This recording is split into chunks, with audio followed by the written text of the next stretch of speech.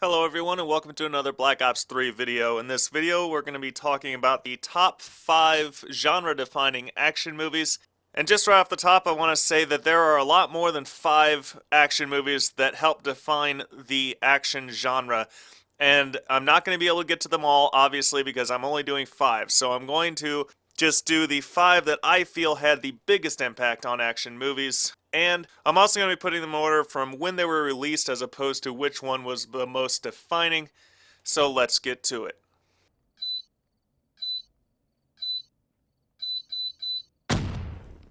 Number 5 comes from 1963, and it is James Bond From Russia with Love.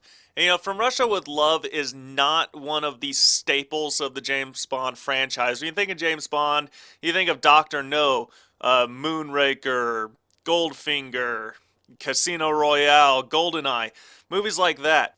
From Russia with Love is really not one that you think of. I believe it was the second in the James Bond franchise, but From Russia with Love basically brought the action to the action movie. You see, to make this point, we're going to talk about sex scenes. Because in movies, there's two different types of sex scenes. You have one type, which is a little cleaner. You know, the two actors, they're in an intimate setting, they start kissing, maybe some clothing is removed, and then it fades to black, and it comes back, and they're laying in bed next to each other, talking or something. And the whole point of this type of sex scene isn't so much to get your attention or make you excited or anything like that, as opposed to simply illustrating the fact that the two characters have in fact had sex. And it's used to move the plot along. The plot requires these two to have sex, and so they're going to show you as little as possible while making the point that they just had sex. Then you have your more hardcore type of scenes that are bordering on softcore porn, where you find yourself questioning whether or not the two actors actually had sex on set, because how on earth could they get as close as they were visually without actually, partaking? And these are the ones where the scene itself is a draw in the movie. It's not just trying to move the plot along, it's trying to, make you go home and say, oh man, I saw this actress naked and it was so awesome. And that's exactly what fight scenes do. Before From Russia with Love, fight scenes were all shot in a single take from a broad angle. And it was the two actors who have no idea how to fight will draw their hands way back, and this big extravagant move, lunge forward and try to fight each other, and throwing these telegraph punches, and then they end up practically just hugging because they don't really know how to grapple. But From Russia with Love changed all that. From Russia with Love, there's a scene where Sean Connery is fighting a bad guy in a train, and it's really well done, and it basically defined how fight scenes were made from that point forward. You had an enclosed space, they're on a private train car. You got all these different camera angles, you've got zoom in shots, you've got wide angle shots, you've got moves that are realistic and actually look like something that a spy would do in that situation. And while the fight scene may not have been as polished as a Sylvester Stallone action scene or Jackie Chan or something, the way they shot it actually helped develop how action movies from that point forward were. On top of that, the chase scenes in From Russia with Love were not your typical 1960s chase scenes where you have two people sitting in what looks like the front of a car, and the rear window is a screen showing the road winding back and forth, and the driver's just kind of moving his hands around the steering wheel while they're talking, and that's supposed to insinuate that they're in a chase. From Russia with Love, they actually had physical cars on roads, and they were watching them fly around the streets, going crazy, Steve McQueen style. From Russia with Love kind of set the stage for Clint Eastwood to go from being the, squint at the bad guys and fire one bullet cowboy to Dirty Harry. It kind of laid the groundwork for Steve McQueen's entire career. It all starts with From Russia with Love. And number 4 is going to be Star Wars. And what Star Wars did was it redefined storytelling in action movies.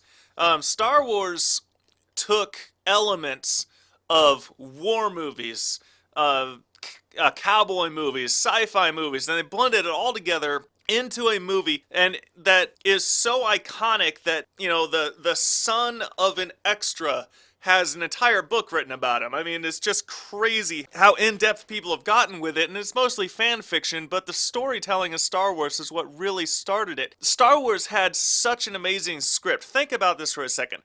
You have not one, but two different characters who do not speak any tangible language whatsoever, and they have important lines of dialogue, and you, the member of the audience, know exactly what they're saying just based on the context and the conversation going on around them.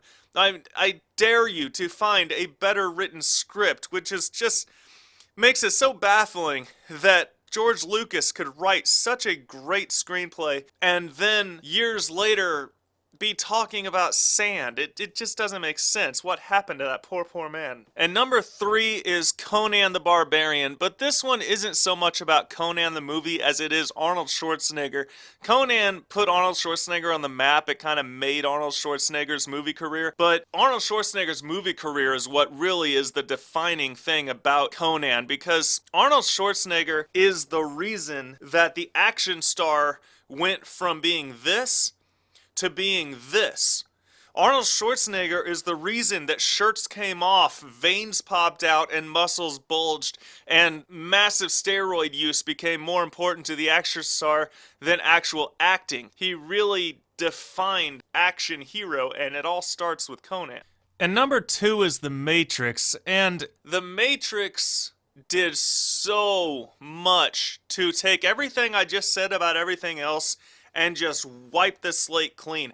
After The Matrix, your action heroes went from being super roided up, you know, crazy superhero guys to being Mr. Averageson. And all of a sudden, you could be a 5'10", 150-pound dude and be the lead in an action movie. All of a sudden, action stars went from being Sylvester Stallone and Arnold Schwarzenegger to being Matt Damon and James McAvoy. And guys like Arnold Schwarzenegger, Sylvester Stallone, Dolph Lundgren, Jean-Claude Van Damme all just became parodies of themselves. And the muscular action stars that we have today, like The Rock and Vin Diesel, have been relegated to throwback status. Like, you know, we're gonna make old school rough and tumble action movies as opposed to this new, you know, more intellectual action movie. And that's another thing The Matrix did, was The Matrix showed Hollywood that fans of the action genre can have a storyline so in-depth and creative that it makes you question your very existence. And that is so important because, you know, we went from just, I'm a good guy, I'm a bad guy, let's fight, to having real legitimate character development, real legitimate drama in our action movies. And action movies today are just so much better than they were in the 1980s. And we owe it all to The Matrix, because the thing about The Matrix, and this is the key to action movies today, is if you remove all of the action from The Matrix, it is still a really good movie because of the drama involved and because of the story involved. It's still a great movie. And at the same time, if you cut out all the story and you just have it be a bland, ordinary old action movie, it's still great because the action was so unbelievable. And finally, at number 1, we have Spider-Man from 2002. You know, comic book movies and TV shows have taken over everything. You know, the movies, every big blockbuster movie now is some form of Avenger. And every, like, all the major shows, you got iZombie, Walking Dead, The Flash, Arrow, and then on Netflix you have Jessica Jones and Luke Cage and Daredevil. All of these things started out as comic books, and what Spider-Man did was it opened up the comic book universe to people who never read comic books. My mom likes Spider-Man. My mom would have never watched the 1980s version of The Punisher. She never would have enjoyed any of the 90s Batmans. but she likes Spider-Man and she loves all the Avengers stuff. And that's crazy because comic book movies have become our action movies.